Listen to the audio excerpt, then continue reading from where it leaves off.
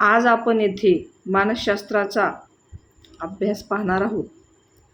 त्यातील महत्त्वाच्या प्रश्नांचा परीक्षेच्या दृष्टीने विचार करणार आहोत. आज आपण अध्ययन संक्रमण ही संकल्पना समजून घेणार आहोत.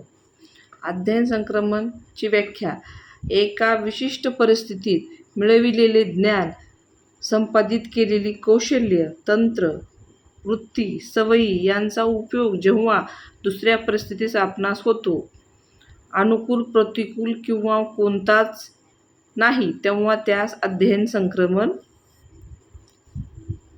म्हणतात.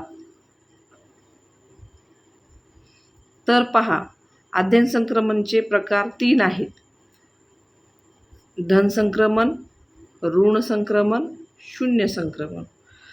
तर धन संक्रमणची व्याख्या आपण पाहूया.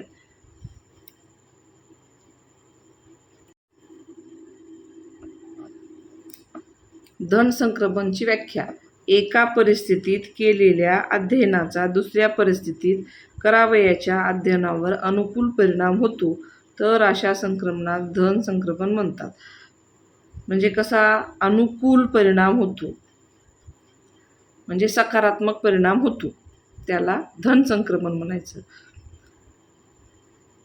धन संक्रमण हे धन म्हणजे बेरीज, बेरजेचे चिन्ह म्हणजेच अधिक असे लक्षात ठेवायचे.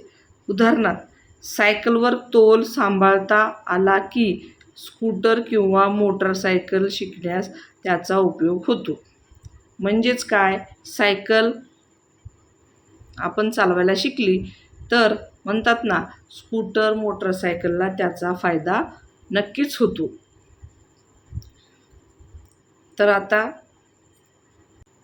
2 नंबर, ऋण संक्रमण. ऋण म्हणजे निगेटिव्ह, म्हणजे नकारात्मक परिणाम, विपरीत परिणाम. एका परिस्थितीत केलेल्या अध्ययनाचा दुसऱ्या परिस्थितीत करावयाच्या अध्ययनावर विपरीत परिणाम होते असेल तर अशा अध्ययन संक्रमणास ऋण संक्रमण म्हणतात. त्याचा जो आपण अभ्यास केलेला असतो, अध्ययन केलेलं असतं, त्या अध्ययनाचा दुसरा कोणता अध्ययन करत असताना त्याचा विपरीत परिणाम होतो. तर त्याचे उदाहरण पाहूयात. मी शाळेत जातो हे मराठीतील वाक्य आहे. तर चुकीचे इंग्लिश वाक्य पहा. I am go to school म्हणजे काय, मराठीमधली जी वाक्यरचना आहे ती इंग्लिशमध्ये लिहिताना त्यांनी चुकीचं लिहिलेलं आहे. म्हणजे मराठी भाषेचा इथं इंग्रजी भाषेमध्ये उपयोग विपरीत झालेला आहे.